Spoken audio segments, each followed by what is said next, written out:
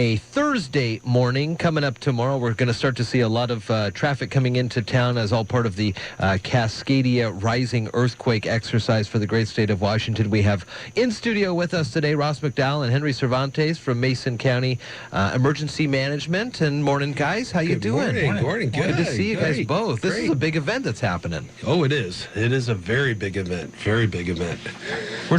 We're trying to get ourselves prepared and ready to go for our own personal preparation when it comes to this. But also, we would just want to make sure that the community is aware that there's going to be increased activity around port property for the next week or so. Is that right? That's correct. That is correct. And it's going to be quite a bit of activity for there. We've been honored by being designated a Tier 2 airport location, which is Sanderson Field. That means basically that that is going to be the field where they're going to do a lot of the supply drops are going to be there going out to the coast. So they're going to see a lot more helicopters, and they're going to see a lot more larger vehicles coming through, and a lot more of the Washington State Guard there at the field. Okay, so week. Does Mason County have a role in this, or we're just sort of have the space that the military is using? No, this is a big opportunity for us. It's going to be a major communications exercise between the State Emergency Operations Center, the EOC, and our county Emergency Operations Center. They want to have message traffic going back and forth, we let the state know what's going on in our area, how bad, we've been hit with the earthquake and damage and casualties, and what resources we're going to need to get back to normal operations. So the state, it's a big deal with the state. They're playing with all the western counties, big cities, Seattle, Tacoma, Olympia. So they need input from all the state and local EOCs into the state EOC so they can run their processes and their procedures, and they can do what they need to do to get further resources from FEMA, because all disasters start at the local level with us at the county, and then once we start running out of resources, firemen, law enforcement, supplies, equipment to remove debris and stuff, then we ask the state, we need more additional resources to help us. And then the state gives us what they can from different counties or whatever, different states that we have agreements to. And then once those resources start running out, then they go up to FEMA, and then we start the federal level. Okay, so are other counties going to be involved also besides Mason County? Yes. Oh, yeah. We're part of Homeland Security Region 3, which is made up of the 5 counties of Thurston County, Grace Harbor, Pacific County, Lewis County, and Mason County. So all 5 of those counties will also be playing. So our Homeland Security Region 3 is also playing. So we're all assisting each other and communicating with each other. We're going to have message traffic going back and forth between their state or their county EOCs and our EOCs. So, and it doesn't just take on the western part of the state. This also affects the eastern part of the state, because if something does happen to this kind of a magnitude, we're going to be devastated over here. I mean, it doesn't matter how prepared you are. It's just that shock originally that we're going to need help from the eastern part of the state coming over and into Idaho, helping us out. And like on this exercise, it's trying to get everybody into that big partnership that we've already talked about. We've done all this talking. Now it's time to let's test it out, including British Columbia and including Oregon. So we're pulling in the 3 states plus British Columbia, because we know if this does happen and it does hit the coastal area is going to be devastated. That we're going to receive some of the people coming our way, but then where are they going to go from here? There has to be something else for them, somewhere else for them to go, because we don't have all the resources that they're going to need. And we don't have the resources to help those people, so we're going to be calling on the folks from eastern Washington and Idaho to come over and help backfill some of those resources that we lost in an earthquake. So it's a very large-scale partnership is what I would call this. So this is as close you can get to the real thing happening. You guys are going to have all the bells and whistles are going to go off, and the drill begins. And this is actually called a full-scale exercise. which means basically we are moving people. People are moving around. The Washington State Guard is coming here, bringing helicopters, bringing everything. We're using our communications that we have, so we're going to be testing out all of our communication equipment with our partners that are in our region and in the rest of the state. And it actually is, it's the closest you're going to get to having the real event.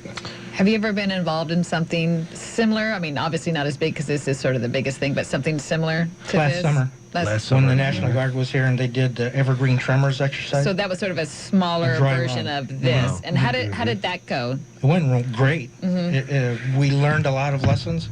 The state was here again with the Guard. There was about 400 troops over there doing their command and control operations. This time they're bringing in about 1,200. And it's going to be the command and control elements, the headquarters people.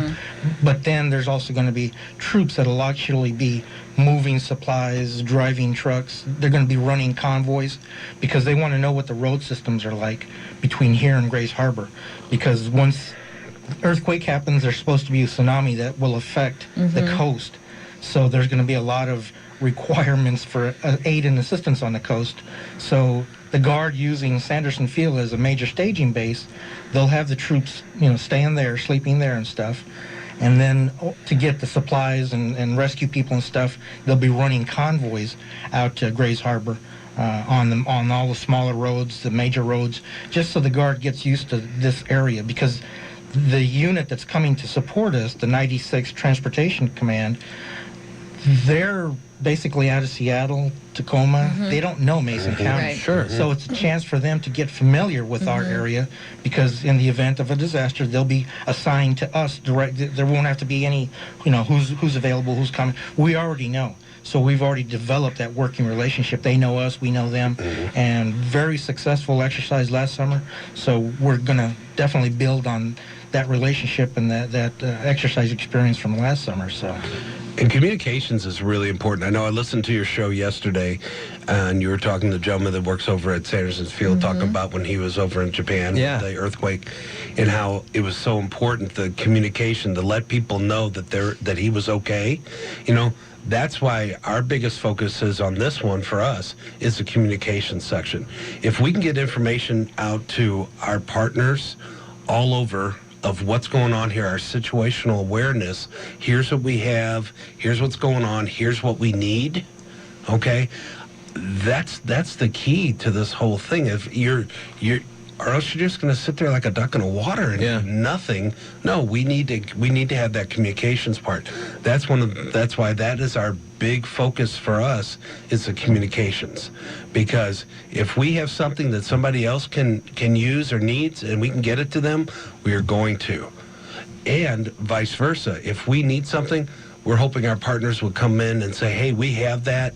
We'll get that over to you as soon as we can and help you. And it's just learning to work together. And this is it's a great exercise. Last year's was fantastic. We did learn a lot about communication issues that we did have with frequencies and who can use this, who can use that. We broke through the barriers of that because they said during an emergency it's all going to be opened up. It's like, oh, well, hey, that makes it a lot easier on us. And we worked with their liaison officers, which basically put them in our EOC, so we definitely had the contacts.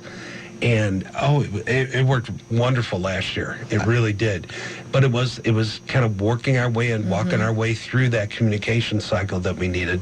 That I think this year is going to go even smoother. We got a lot of hills and valleys in Mason County, and that could be a communication nightmare. It definitely You is. got to have the line of sight between if you have a fire or a police car that uses a repeater or something like that. Oh my goodness. And see, that's one thing that we were talking about. If we do have an earthquake, are the repeaters going to be still up and running?